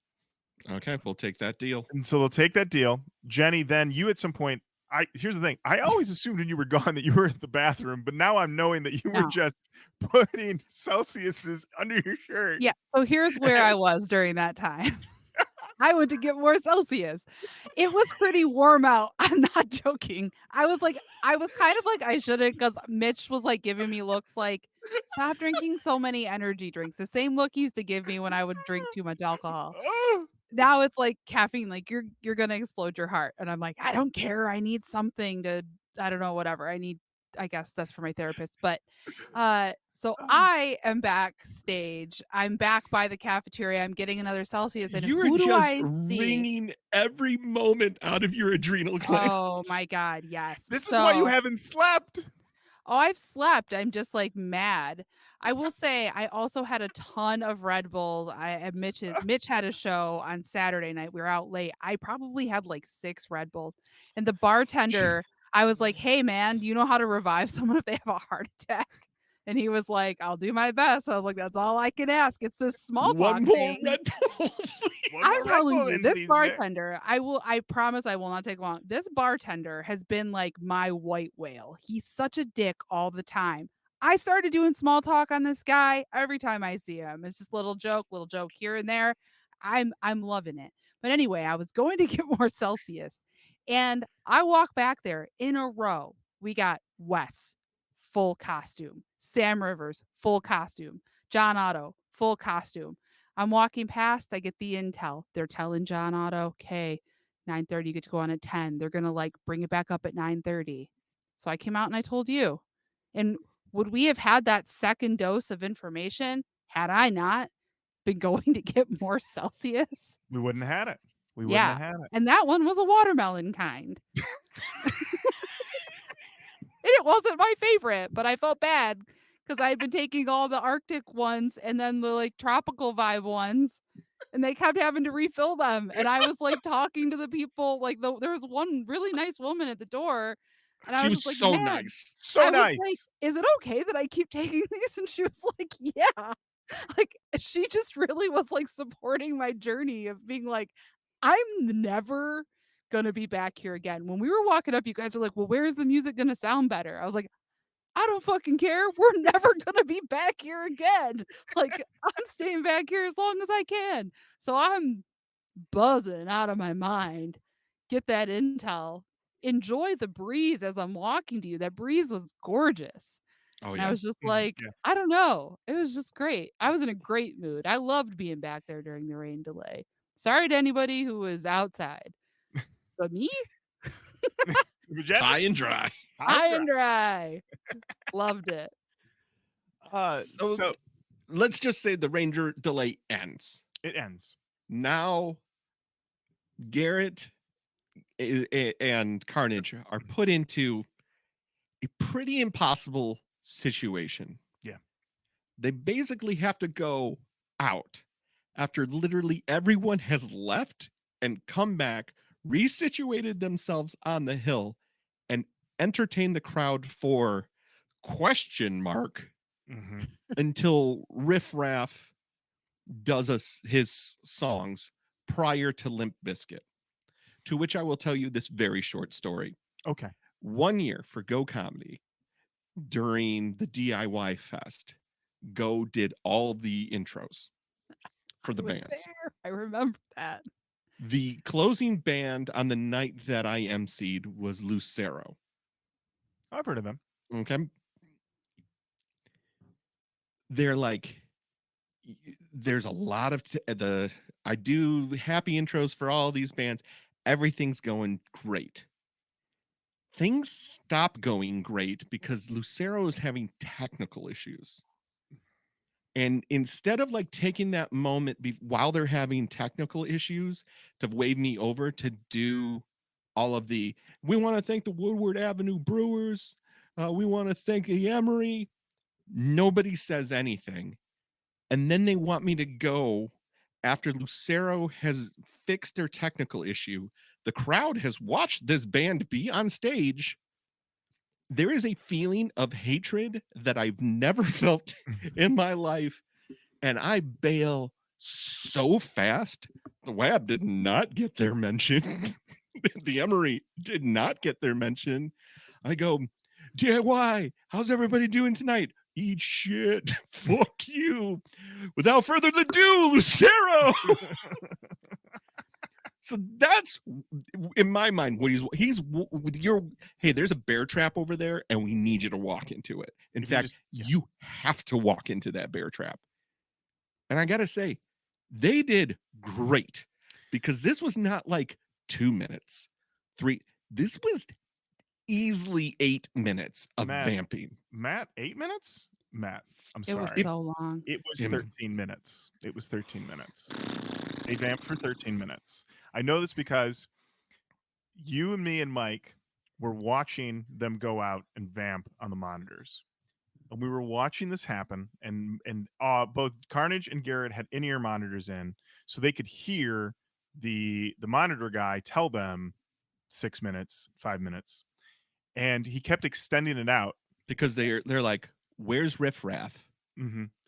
They're trying to find Riff Raff, and we're all watching this, and it's like, Garrett, here's the thing, credit to Garrett and Carnage, audience was on their side. Audience was hyped. When they came out, people started screaming. They were high-fiving people. They did not get assaulted. They did not get killed. They did not get ripped apart, Day of the Dead style. They made it through. But we were watching this screen, and at one point, I walked over to you, Jenny, and Mitch, and I forget, one of you said, you guys all look like you're like in the Situation Room with Obama watching drone strikes. That like, was that's what everyone looked. That was you. Yeah. because it kept going. Like the track, Riff Raff's track had completed and started again. And then like, I guess we're going to have to start the track again. That's 5 minutes, guys. And it was just like, and then at that point, it was like, this crowd had it. Mhm. Anything that wasn't Limp Bizkit at that point was not what they wanted. Mhm. And it was like, there's Riff Raff. Boo. Boo. Boo.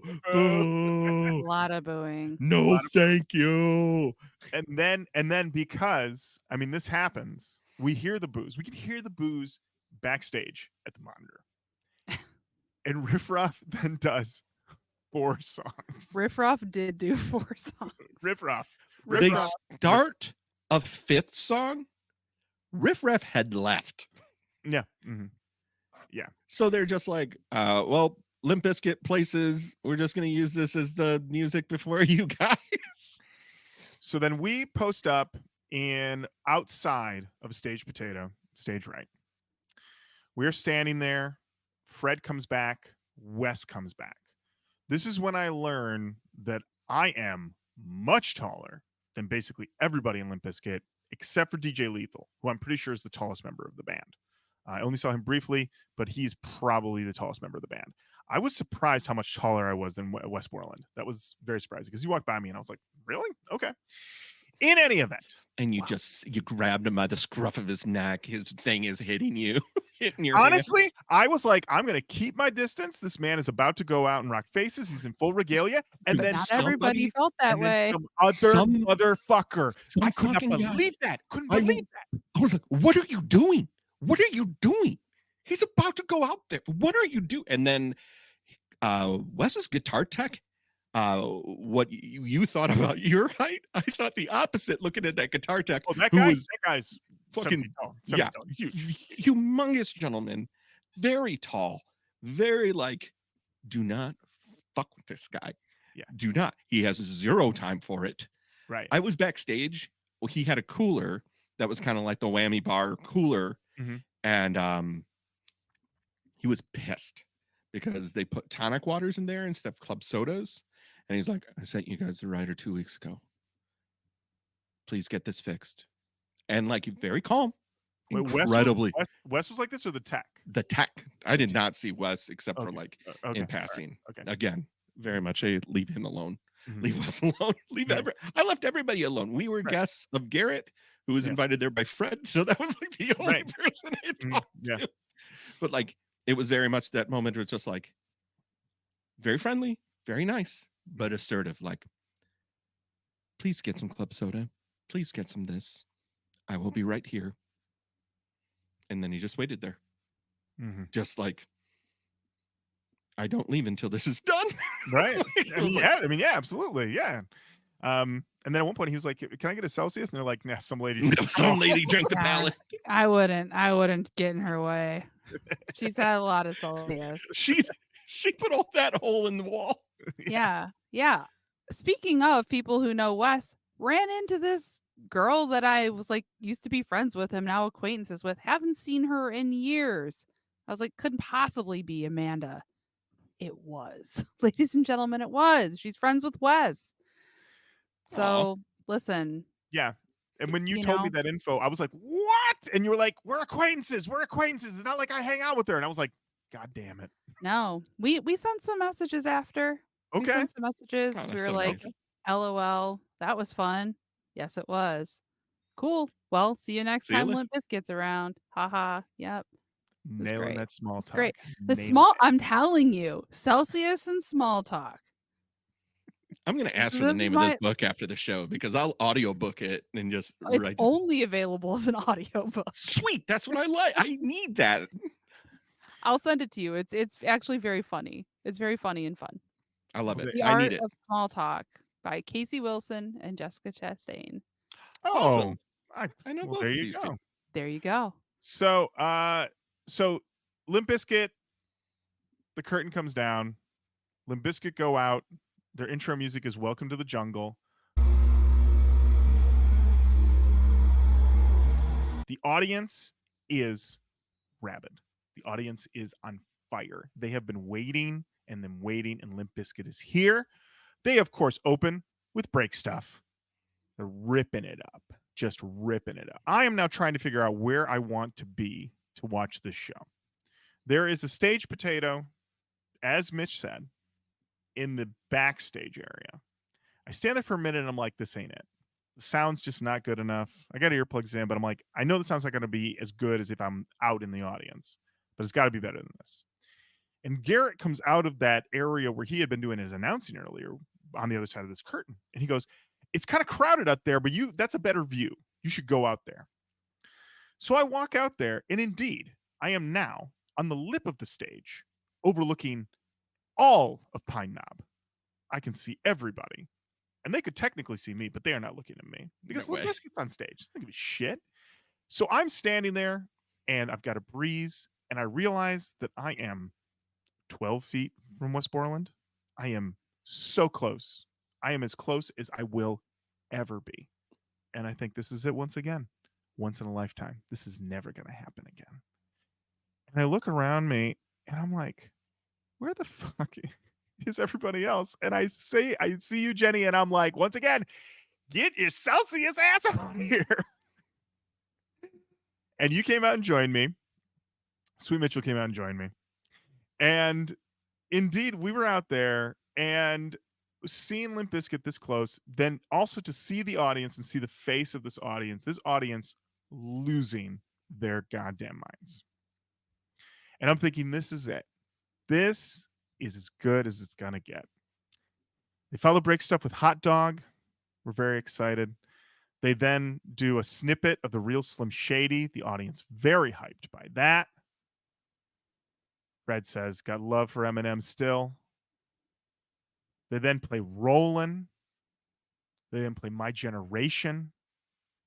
Then they play Living It Up. At this point, Garrett, Mike, Matt, I believe you're behind us at this point. Because Garrett looks at me and he's like, I love this song. Garrett's like, oh my God. And I know this is like Garrett's like favorite, you know. And so I'm like, they're doing it. They start doing Living It Up. Fred goes into the audience. Audiences, of course, yes, we embrace this man. Come on out. Finishes Living It Up in the audience. It's amazing.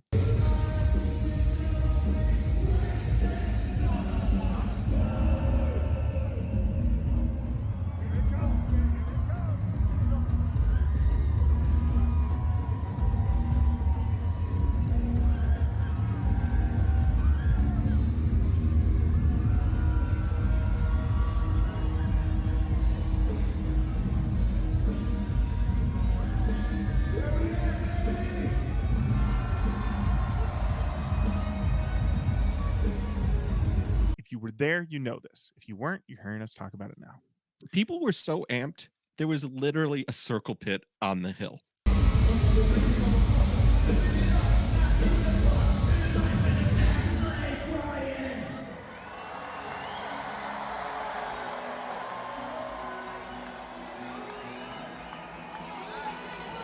That's right. Multiple times. I believe at one point, Matt, you pointed, you're like, a pit. Yeah. And then I don't remember if it was Garrett or Mike, but one of them said, I think Fred's going to come back around and he's going to come past us. And with the insinuation being that we might be able to like give him a high five, give him a dab, maybe like take a quick selfie, something like that. He's going to come around us. But instead, Fred's security that's taking him through takes him back up, back down towards where there's the pit, if you want to call it. That's the world's tiniest pit. There was no moshing in this pit, super tiny. Barely any moshing. Right up to the barricade, around the barricade. And at this point, I think they all thought Fred was going to just walk down to where the steps were to walk back up on stage. But Fred instead decided that he was going to boost himself up onto the stage. When he did this, either he didn't realize how high the stage was, or Fred Durst is a man in his 50s and your body ain't the same.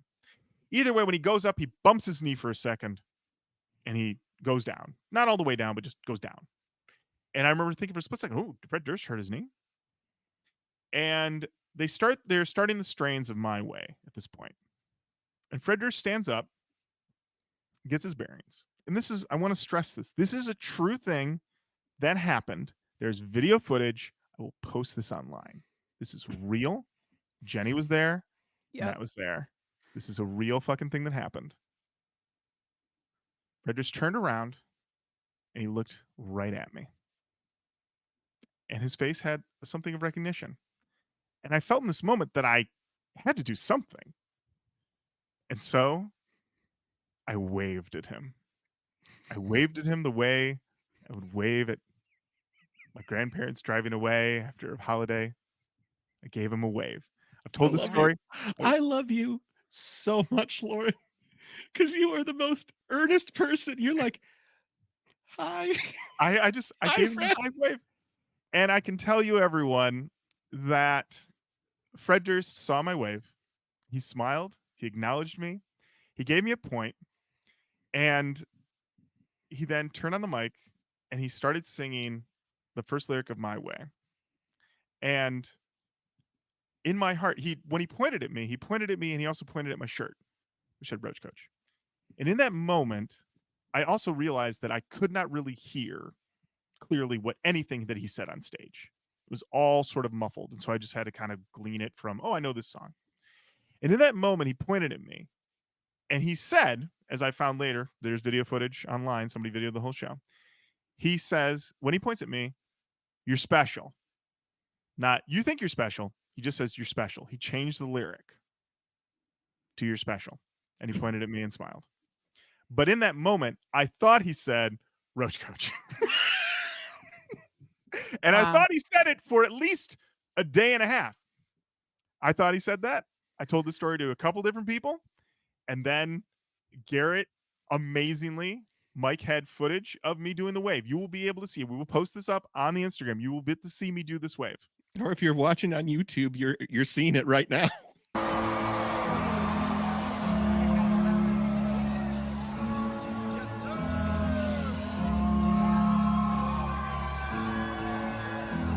He pointed and he said, you're special.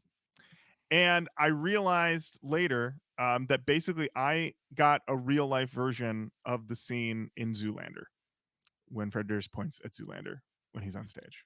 That happened to me. It's a real thing that happened. Fred Durst recognized me from earlier, from our very nice 5-minute conversation. He pointed at me and he smiled. I have that forever. And once again, Jenny's voice in my head. This will never happen again. This is a once in a lifetime. This is it. And I did turn to you, Jenny, and I know I screamed because, oh my fucking God. Incredible moment. What did you think, Jenny, when I did what I did? Now this is really gonna take the air out of the room. I wasn't really thinking about it. I was just like, all right. Now I did hear him say you're special. And then you were like, he said Roach Koach. And I was like, I'm just gonna let him ride on that one as long as he can, because that's not what Fred Durst said. I have a video of Lorin being like, bury me now. Yeah, you were so excited. I You was were in just hog like, heaven, buddy. all right. Yeah. It seemed a lot more normal to me than it felt to you. I think not like it wasn't really amazingly cool, because it was, but when you're like, I gave him this you were just acting like, how else are you supposed to act? Right. Like, Yeah. Yeah, and he did. He looked right at you. He pointed. He said, "You're special." It was great. A sight to behold. Now, how did I feel? Well, that's impossible to say because my blood had all been replaced Replaced with by Celcius. Celcius. So I don't know. I, like, geez, guys, I'm just lucky to be alive. Just lucky to be alive. They did bring a child up on stage Mm-hmm. who did this really weird, funny, like, tap dance for a long time. Oh, he was doing I believe that's either a TikTok or Fortnite Oh, dance. okay, Yeah. that makes more Mhm. sense. I was like, Yeah. "Why is this child tap dancing?" Yeah. Uh, but it was super cute. Brought up 2, like, sisters who, sang Full Nelson, right? Mm-hmm. That's what Yep. And they they did a did? great Yep, job. they They did did a a great great job. job. Yep. It was great. They did Turn It Up Bitch, one of the winners of the contest, Mm-hmm. which was like a sound like Fred Durst or rap like Fred Durst contest. Won and did Turn It Up Bitch with the group. He did great. He crushed it. really did. He crushed it. Did He great. crushed And Freddie D was like, "You did it." You did it. And the thing that we all were remarking on afterwards was like the fact that he pulled basically 4 different people out of the audience and they all delivered amazingly. An improv show could never. No You way. would never get that level of Not quality. even No. never. And No, never. and during those parts of the show, something happened that I like to call Wes gets to have a little sit. Yep. Yeah.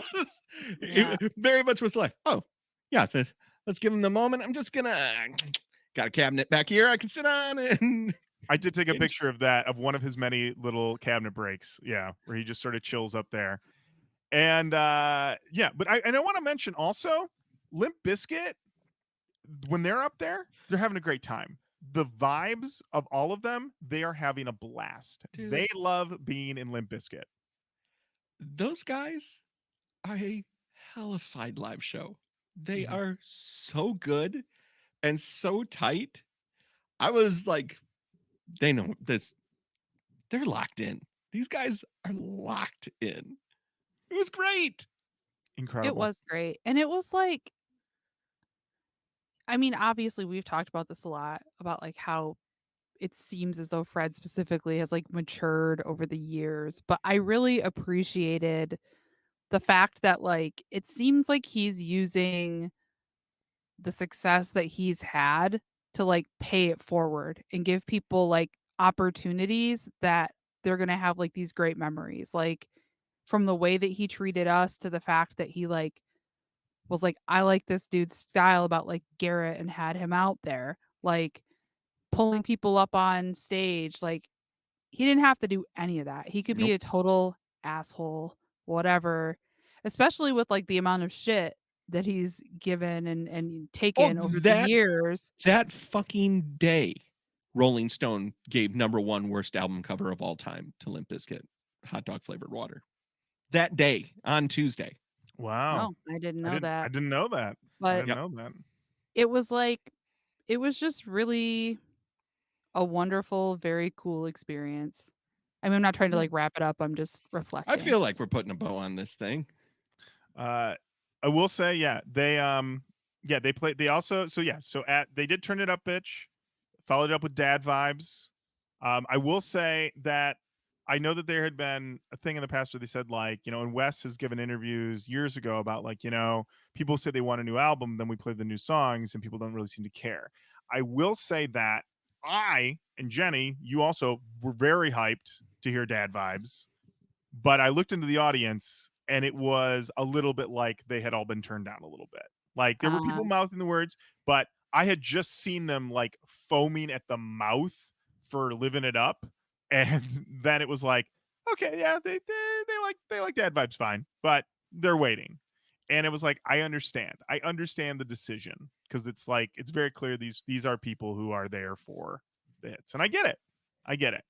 I was very thrilled that they did too. I mean, Turn It Up Bitch and Dad Vibes, great, awesome, very happy about that. They did do Behind Blue Eyes. People were very into that. It was the Yes. lighters up, lighters up. I was like, okay.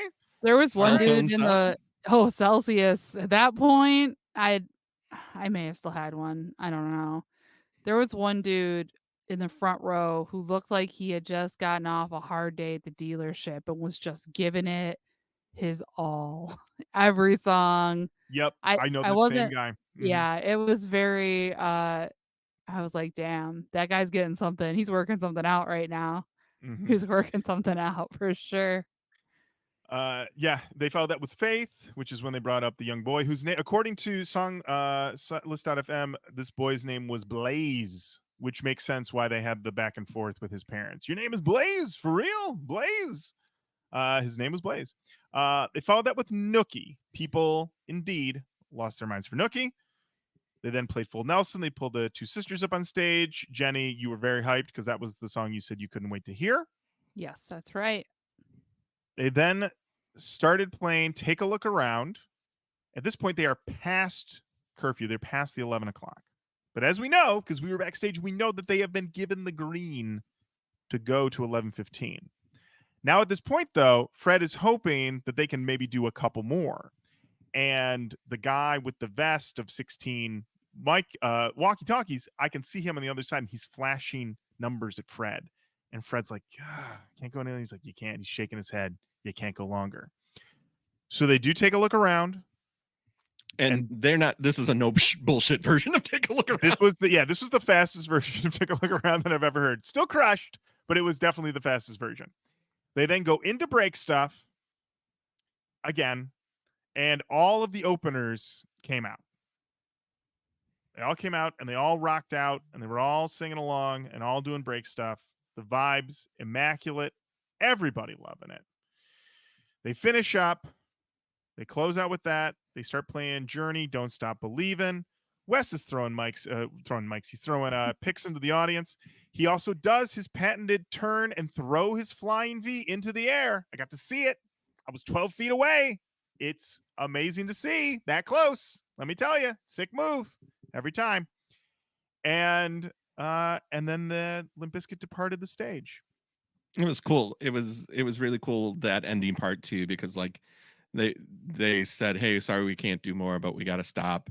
And then Wes did some picks, but then he was like, let me give away some more picks. He doubled back and he made sure like somebody had like Wes makeup on, so he made sure to get them a pick. And I was like, that if I was in the pit with face painted and Wes did that, I would be like, night made, you know. So Yeah, like absolutely. they took care of their fans. It was really, really cool to see. It was awesome. And then we walked backstage, and at that point, I mean, everybody was peeling out. And Garrett, remember, said Garrett, and so like, man, I'm done. I'm toasted. I'm roasted. I gotta go. I gave him a big hug again. I said thank you again. So I think I thanked him 57 times. Yeah, big love yous. And yeah, and then I was like, well, it's time to roll. And then yeah, we headed on out. And we had helped Mitch pick a good parking spot earlier on. So we were out of that parking lot in what, 5 minutes? I was We shocked. did not help Mitch pick a parking spot. He chose that on his own, much to my chagrin. I was like, park closer to where we are. He's like, no, we need to park over here. It was the right spot because we got out lickety split quick. We got out quick. We sure did. We sure did. Yeah, and that was the show. That was our Limp Bizkit experience, our experience meeting Fred Durst. One of the greatest nights of our lives. We will never forget it. Final thoughts. Matt, we'll start with you. Well, I will say, tip to tail, a true delight, consummate professionals, so kind, so nice, opened their home to us. I feel like we didn't overstay our welcome, stayed out of the way, got to meet some people, have a great time. Limp Bizkit put on a phenomenal show. And during the show, I was like, if I could talk to me in 1999 and tell him that this is going to happen, unlike you who wouldn't believe it because you'd be like, how could I ever do that? I would have been like, oh, I'm never going to like this band. There's no way I'm going to see them backstage. Yeah, no, it was emotional. I was like, life is fucking wild. So yeah, thank you, Garrett. Thank you, Mike. Thank you, Fred. And thank everybody involved with the Loserville tour. And I hope I didn't get anybody in anybody's way, because I felt like two left shoes until I figured out what to do. Jenny. I echo much of what Matt said. I will say that for all the jokes I'm making about how many Celciuses I drank, it was like I haven't been in a situation like that sober ever. Like I've been in lots of places like that where I don't feel I belong and I'm seeing people that I'm like, "Oh my god, that's blah blah blah. Oh my god, that's blah blah blah." But I've always been drunk. So I felt okay, but I felt really uh for me about as comfortable as I can feel existing.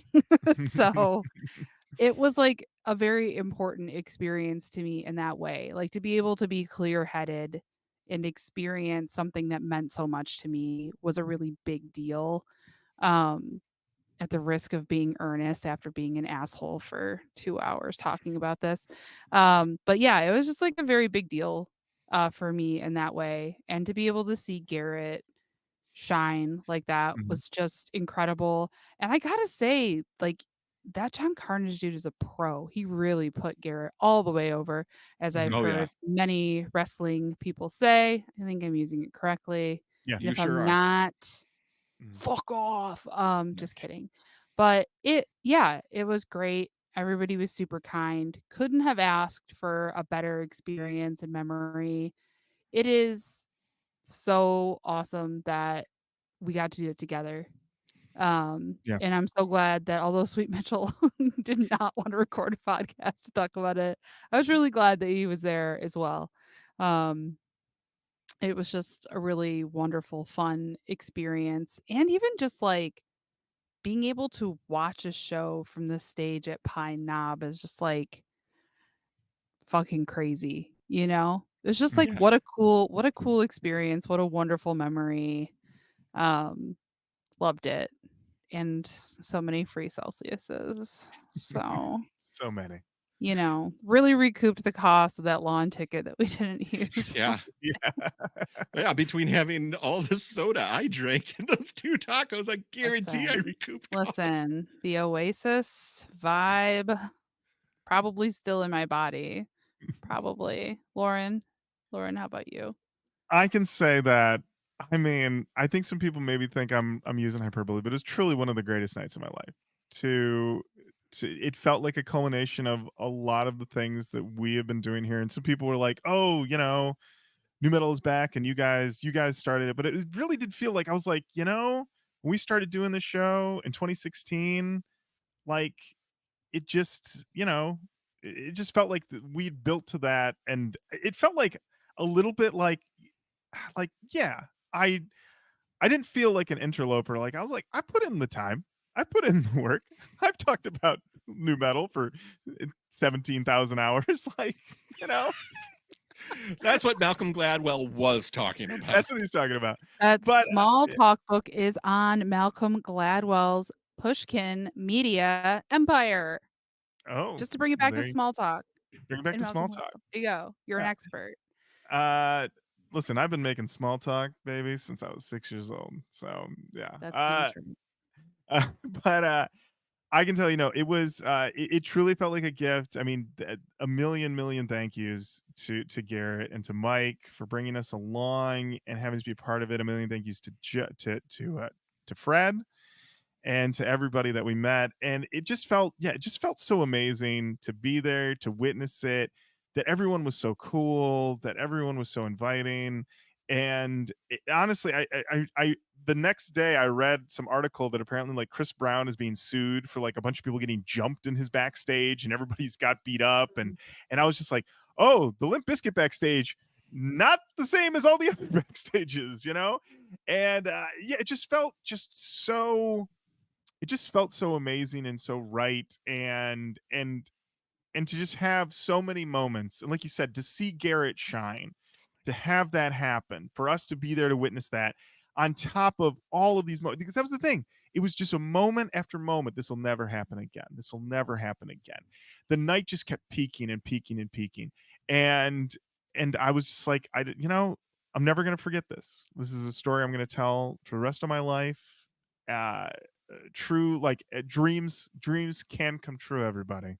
And I mean that earnestly, and I mean that in a way of just like, you know sometimes you can meet your heroes and it works out okay. And yeah, I just felt amazing.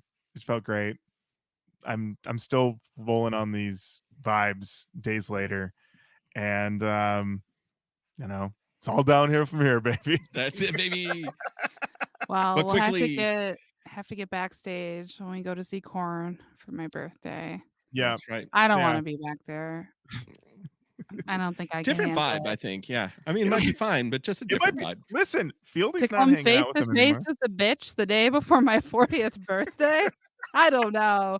I don't know. But Here's something I the do know. Celcius is back there. We will that's be great. giving this away as part of our Patreon. Wh- It is a 2 LP. This is truly a bootleg. There's no way this is an official release, but there it is. Our boys. It's a live album from Live at Rockin' Park 2001. It is from Record Store Day. And if you are a member over at our Patreon at any level, you are eligible to win that. So if you've been looking for an excuse to get over to Patreon, now's the time. Patreon.com/Roach Koach Podcast. There you have it. Thursday, August 1st, noon. There you go. There, Time stamp. perfect. There it is, time stamped. Eastern Standard Time. Beautiful. All right. You got anything else, man? I love you. Oh, I love you too. That is our recap. Is Roach Koach can only give it to you at a granular level with a million asides. Could have been at the show. Yeah, You could have seen every bit of music played at the show. Easily. easily. Rain delay included. Yep, with all of Garrett and John Carnage's bits all That's in there. right. That is the That's same right. length as this episode. And yeah, thank you all who've been joining us on this Roach Koach journey, this new metal journey. Jenny, I think your little post that sounded. That's No, not go what I meant. ahead. What about my little post? when you had posted the picture of us meeting Fred, and you put, "We did it, Joe." I honestly did get emotional reading that. It felt real. It was like, we did do it. We did do it. We definitely felt better than Kamala Harris did in the moment when she realized she was going to be the next vice president of the United States of America. I Yeah. know it. How many Celciuses had she had? Not as don't many as know. you. Not as as many many as as me. No. Maybe that's what I'll donate to the campaign. Maybe. The equivalent amount of how many Celciuses I had. The Limp Bizkit Nobody has that Loserville. much money, Jenny. That's true. That's Yeah, true. there you- I gotta at wait Pine for my Knob bonus to prices? come through. That's it. You have a small child home, and actually, Jenny, that is the perfect way to cap it. Jenny, you got home, and Yes. obviously, your Sophie was asleep. Yes. The next day, The next day, she said, "Did you meet the biscuit?" And I said, "Yes, I met the biscuit." And it is all I will ever call it forever is that I met the biscuit, and it made me laugh very much. there you have it. We did That's meet the the title of this episode is We Met the Biscuit. We met the I Thank Done. you. Thank you. Done. That's it. Thank you so much for listening to this episode of Roach Koach. Every episode of Roach Koach you can find at roachkoach.com. Send us an email, roachkoachpodcast@gmail.com. Follow us on all the social medias, Facebook, Twitter, Instagram, YouTube, TikTok. We're on all of them. Jenny, thank you so much for coming back. Yeah, no and problem. joining us for this. Appreciate it. And we'll obviously we'll see you again soon because we're gonna have to recap that corn show after we go to that. Yeah. Yep. So get ready for a granular take on that one. Yes. Gosh, I don't know how else to say except Matt, thank you. Lorin, thank you. Jenny, thank you. Thank you. Bye. Bye. Cherry limeade Celcius. Roach Koach Podcast. hot all day, every day. It is the Roach Koach Podcast. all day, every day.